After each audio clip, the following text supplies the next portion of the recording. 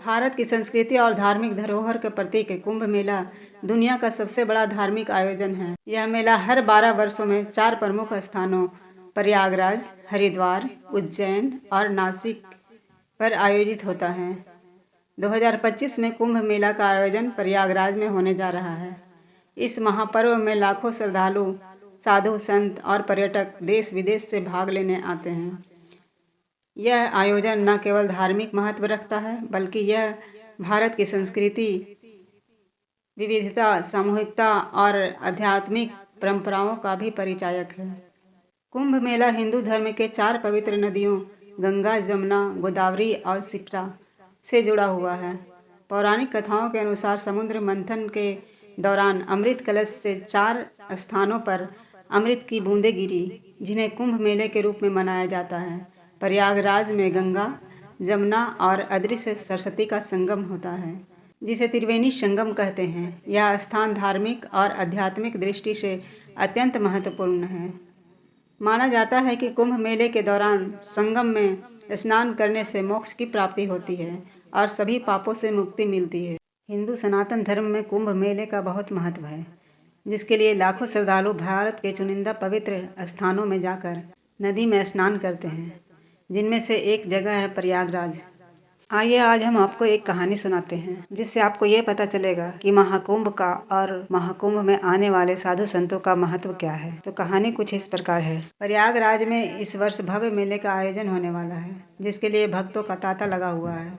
और उन्हीं भक्तों के बीच एक विदेशी महिला भी थी, जो कि केवल घूमने के उद्देश्य से कुंभ मेला में सम्मिलित हुई थी। लेकिन उसे क्या पता था कि इस कुंभ मेले से उसका जीवन बदल जाएगा। महिला का नाम डायना था।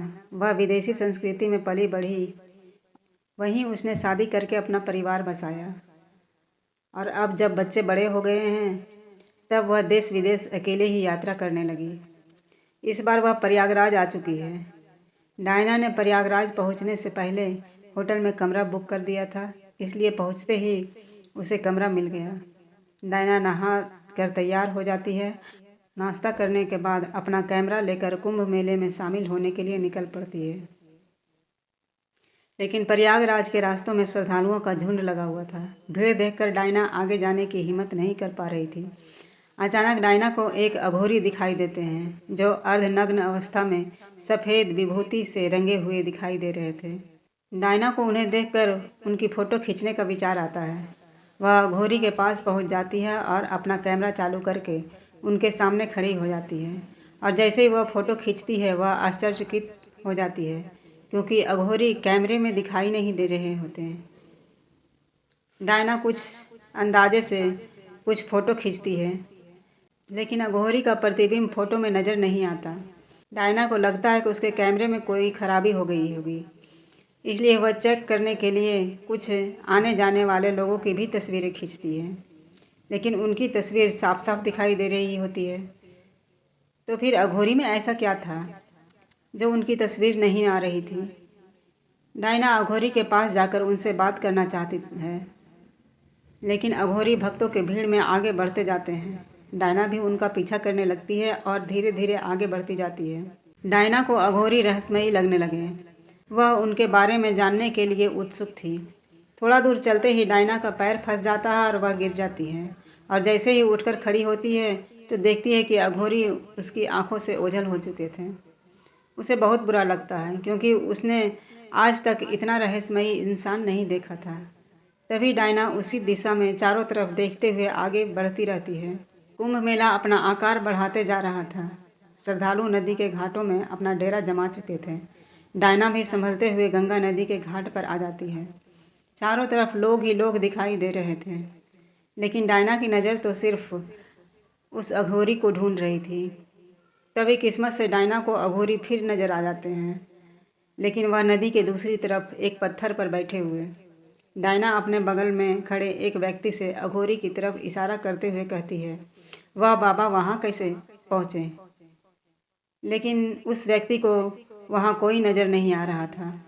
वह डायना को अनसुना करके वहाँ से चला जाता है। डायना नदी के दूसरी तरफ जाना चाहती थी, इसलिए वह एक नाव को किराए पर लेती है और उस पर बैठकर नदी के दूसरे किनारे पर पहुँच जाती है। और उसी पत्थर के पास पहुंच जाती है जहां अघोरी बैठे हुए थे। अघोरी ने अपनी आंखें बंद कर रखी थी और ध्यान में मग्न थे। तभी डायना उनसे पूछती है, आप कौन हैं? आंखें खोलिए। अचानक अघोरी अपनी आंखें खोलते हैं और उन्हें देखते ही डायना डर जाती है, क्योंकि उनकी आंखें सुर्ख लाल दिखाई दे रही थी। आंखों में खून उतरा हुआ था और भ्रिकुटी तनी हुई थी। अघोरी ऊंचे स्वर में कहते हैं, तुम यहाँ से चली जाओ। वह अघोरी से बात करना चाहती थी, लेकिन वह हिम्मत नहीं जुटा पा रही थी। डायना के दिमाग में अघोरी को जानने की उथल पुथल चल रही थी। अघोरी अपने क्रोधी बर्ताव से डायना को दहशत दे चुके थे। डायना अघोरी के सामने बैठ जाती है और कहती है, जब तक आप अपने बारे में कुछ नहीं बताएंगे, मैं यहाँ से नहीं जाऊँगी। डायना की तीव्र इच्छा की वजह से अघोरी का हृदय परिवर्तन हो जाता है और वह डायना के सर पर हाथ रखकर पल भर में उसे अपने बारे में सब कुछ बता देते हैं। डायना आंखें खोलती है और वह शून्य हो जाती है। उसे अपनी जिंदगी की सभी बातें तुच्छ लगने लगती है। उसने जो जीवन जिया था वह किसी जानवर की तरह नजर आने लगता है, क्योंकि डायना सत्य को समझ चुकी थी। डायना ने अघोरी की शक्ति से देख लिया था कि और भी खूबसूरत जीवन है जिससे हम वंचित हैं, और अब डायना भी वह पाना चाहती थी। डायना अघोरी के पैरों में गिर जाती है और उन्हें कहती है, आप मुझे भी अपनी तरह बना दीजिए। अघोरी कहते हैं, नामुमकिन। यह साधना महिलाओं के लिए नहीं है और इसमें अपने जीवन को त्याग कर सत्य के मार्ग को अपनाना पड़ता है, जिसमें सांसारिक जीवन से जुड़ी हुई विषय वस्तु से सारे रिश्ते खत्म करने होते हैं। क्या तुम इतना त्याग कर सकोगी? डायना मन बना चुकी थी कि वह अब अघोरी की तरह ही जीवन बिताएगी, इसलिए वह पूरे आत्मविश्वास से अघोरी की शिष्या बनने को तैयार हो जाती है। अघोरी कोई इंसान नहीं बल्कि एक शक्ति थे। वह किसी भी तरह के वातावरण में रहने में सक्षम थे, लेकिन डायना तो एक साधारण महिला है। वह इनके साथ साधना करने योग्य नहीं थी, इसलिए वह डायना के लिए उन्हीं पत्थरों के बीच में अपनी चमत्कारी शक्ति से एक छोटी सी गुफा का निर्माण कर देते हैं और डायना के वस्त्रों को बदलकर उसे वैराग्य की वेशभूषा में ले आते हैं। और जैसे ही डायना पत्थर के ऊपर साधना के लिए बैठती है, तो नदी के दूसरी तरफ कुछ लोगों को डायना एक देवी के रूप में नजर आने लगती है और कुंभ मेला में शामिल भक्त डायना के दर्शन के लिए उतावले हो जाते हैं। एक के बाद एक कई नाव नदी पार करके दूसरी तरफ पहुंच जाती है। श्रद्धालुओं की भीड़ डायना की गुफा की तरफ बढ़ने लगती है। अचानक डायना की आंखें खुलती है तो अघोरी उसके सामने से गायब हो चुके थे और बहुत से लोग हाथ जोड़कर सामने खड़े थे। डायना को समझ में नहीं आता है कि वह इतनी महान कैसे बन गई कि लोग उसे एक देवी समझने लगे, जबकि वह एक साधारण महिला थी। लेकिन यही कुंभ मेला का प्रताप था जिसने डायना का जीवन बदल दिया और उसकी बेरंग जिंदगी में भक्ति का रंग खोल दिया।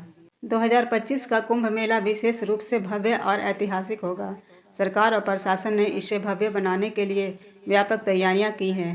कुंभ मेला स्थल को आधुनिक तकनीकों और परंपरागत सांस्कृतिक सजावट के साथ तैयार किया जा रहा है। मेले में आने वाले श्रद्धालुओं के लिए विशेष व्यवस्था की गई है, जिसमें स्वच्छ जल, भोजन, ठहरने की व्यवस्था और स्वास्थ्य सेवाएं भी शामिल हैं। इसके मुख्य आकर्षण हैं पवित्र स्नान।